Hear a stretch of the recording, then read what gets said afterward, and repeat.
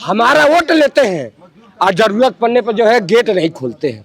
हम लोग साहब एक तरफ जो है हम उनसे लड़ने जा रहे हैं सुप्रीम कोर्ट में, जो हमारी सैलरी पिछले 4 सालों से उठा रहे हैं। माननीय मुख्यमंत्री जी, आप संत हैं, एक संत होने के नाते यही एक मौका है माननीय मुख्यमंत्री जी कि अधिकारी को जेल डालिए और हमको जो है न्याय दिलवाइए, सुप्रीम कोर्ट से लड़िए, हमको जो है स्टे रुकवाइए और हमको 1 हफ्ता के अंदर जो हमको विद्यालय। आश्वासन से घर नहीं चलते हैं, आश्वासन से जिंदगियां नहीं चलती हैं। जिंदगी चलेगी जब हमको नियुक्ति पत्र मिलेगा, जब हम अपने विद्यालय में होंगे, जब हमको हमारी सैलरी मिलेगी, उससे हमारा घर चलेगा। आश्वासन से घर नहीं चलता। मैं यही कहूंगी कि संविधान को रौंदा जा रहा है और हमको हमारे अधिकारों से, हमारे हक से हमको वंचित रखा जा रहा है। बेटियां सड़कों पे हैं तो ना मोदी जी को दिख रहा है, ना योगी जी को दिख रहा है, ना और किसी को दिख रहा है कि बेटियां बेबस है, मजबूर है सड़कों पे आंदोलन करने के लिए।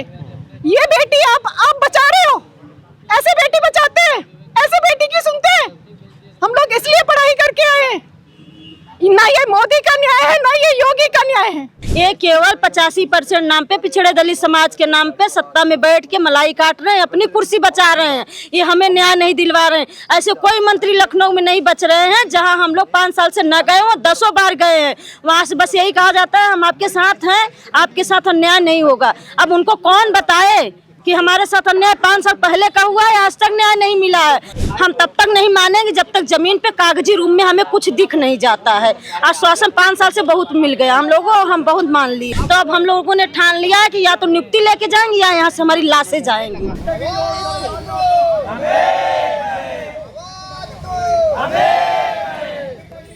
हाई कोर्ट ने माना है, आरक्षण घोटाला है, योगी जी ने माना है, गवर्नमेंट ने माना है। 69,000 शिक्षक अभ्यर्थियों में से 6800 अभ्यर्थी लगातार अपनी नियुक्ति के लिए संघर्ष कर रहे हैं। कभी डिप्टी सीएम केशव प्रसाद मौर्य के घर, तो कभी अनुप्रिया पटेल के घर और कभी राजभर के, तो आज संजय निषाद के घर पे वो लोग पहुंचे हुए हैं और लगातार वो अपनी नियुक्ति को लेकर मांग कर रहे हैं। पिछले 5 सालों से वो संघर्ष कर रहे हैं नौकरी के लिए।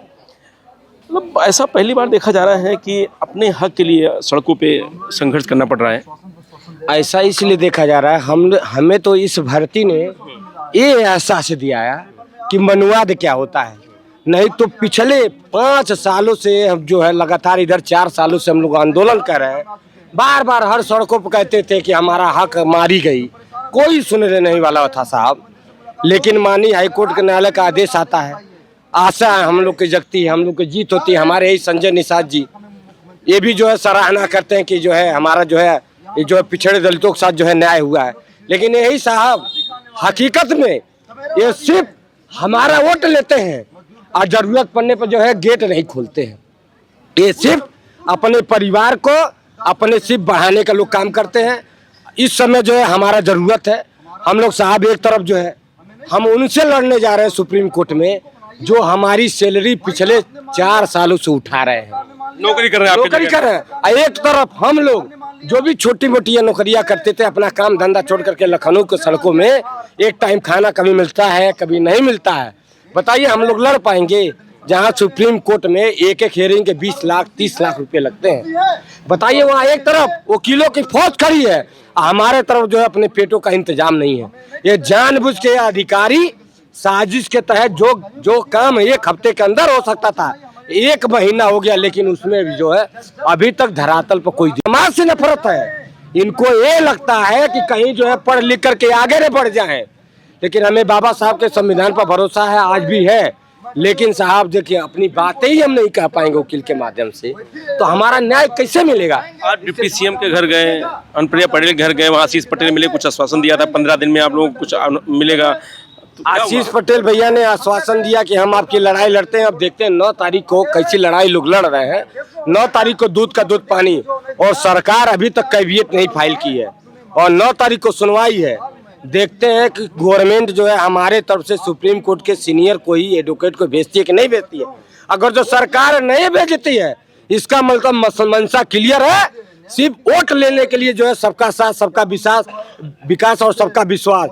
लेकिन नहीं साहब, माननीय मुख्यमंत्री जी आप संत हैं, एक संत होने के नाते यही एक मौका है माननीय मुख्यमंत्री जी कि अधिकारी को जेल डालिए और हमको जो है न्याय दिलवाइए, सुप्रीम कोर्ट से लड़िए, हमको जो है स्टे रखवाइए और हमको 1 हफ्ता के अंदर जो हमको विद्यालय 5 साल से लगातार लड़ाई लड़ रहे हैं, अभी उम्मीद है कुछ की नौकरी मिलेगी? साहब बिल्कुल उम्मीद है, लेकिन जिस तरह से अधिकारी गोल मटोल कर करके जिस तरह से कार्रवाई हो रहा है, हमारे पास रुपये पैसे नहीं है। हम लोग जो है आर्थिक तंगी से भी जूझ रहे हैं। कोई भी जूझ जाएगा। जो 4 सालों से जहाँ हमको विद्यालय में होना चाहिए था, 50-55 हज़ार 60 हज़ार की सैलरी होना चाहिए था, हम लोगों ने और तो और जो दूसरी तैयारी थी वो भी छोड़ चुके हैं। मैं 2 बार PCS का मेंस लिख चुका हूँ, लेकिन साहब हमारे पास पैसे नहीं थे। हमने सोचा था कि जो जॉब लग जाएगा उसके बाद तैयारी से करना शुरू कर दूंगा जो है, लेकिन ये भर्ती ने जो है सब कुछ हमारा छीन लिया, जीने का अधिकार भी छीन लिया। अब तो हमको कहने में भी नफरत होती है कि हम हिंदू हैं, क्योंकि ये भर्ती ने बता दिया कि तुम्हारी जगह आज भी है जो हजारों साल पहले थी, केवल जो है हजारों साल पहले थी, वहीं पर जगह है। क्या नाम है आपका? धनंजय गुप्ता। क्या नाम है बहन आपका? अनुपमा यादव। अनुपमा यादव। तो जब ये कहा गया कि 3 महीने का समय आपके पास है, आशीष पटेल ने कह दिया कि 15 दिन में आपको कुछ रिएक्शन मिलेगा, दीपावली से पहले आप विद्यालय चले जाएंगे, उसके बाद धरना प्रदर्शन की क्या जरूरत है? अभी तो सिर्फ आश्वासन ही मिला है। आप लोग भी देख रहे हो, उस दिन से हम जहाँ चाहते हैं हमको सिर्फ आश्वासन मिलता है। आश्वासन से घर नहीं चलते हैं, आश्वासन से जिंदगियाँ नहीं चलती हैं।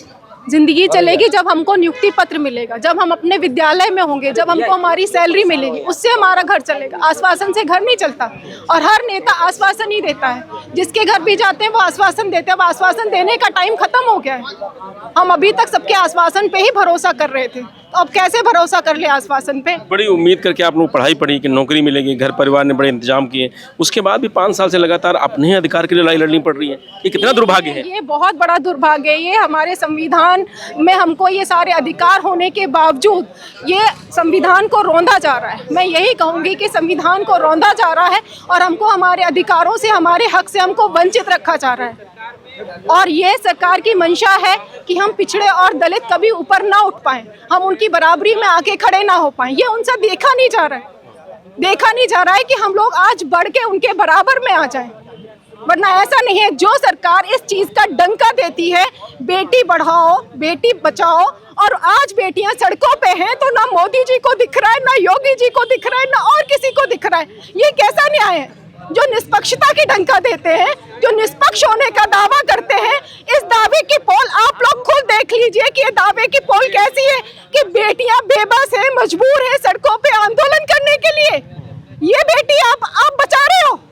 ऐसे बेटी बचाते हैं? ऐसे बेटी की सुनते हैं? हम लोग इसलिए पढ़ाई करके आए हैं। ना ये मोदी का न्याय है, ना ये योगी का न्याय है, और हम लोग अपना न्याय मांगने के लिए बैठे हैं। हमको न्याय चाहिए। हमको संविधान में जो अधिकार मिले हैं, हम सिर्फ अपने अधिकारों की लड़ाई के लिए यहाँ खड़े, और हमको अधिकारों की लड़ाई लड़ने से भी वंचित किया जा रहा है।